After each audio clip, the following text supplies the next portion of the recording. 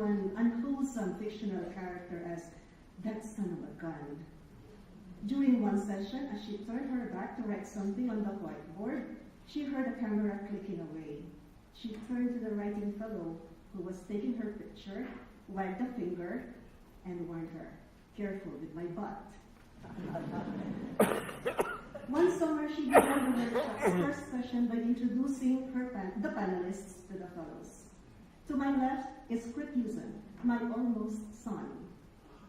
And to my right is Jimmy Abad, the guy I could fall in love with after Dad Ed died.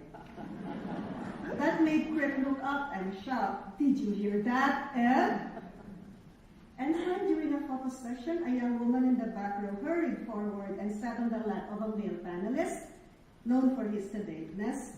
Mom laughed wickedly and asked for an extra copy to show to his wife. Like every mother, she was there for us without fail, ready with whatever we needed, be it a hug, a word of advice, prayer, shelter, food, sometimes all of them at once.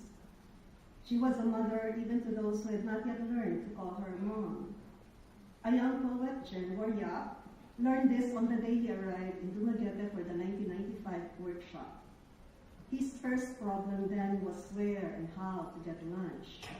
He came up to Mom Edith to ask who was distributing the fellows' stipends, and Mom said the secretary would come with the money that afternoon yet. Then Mom gently laid her hand on his head and asked, "You absolutely don't have any money?"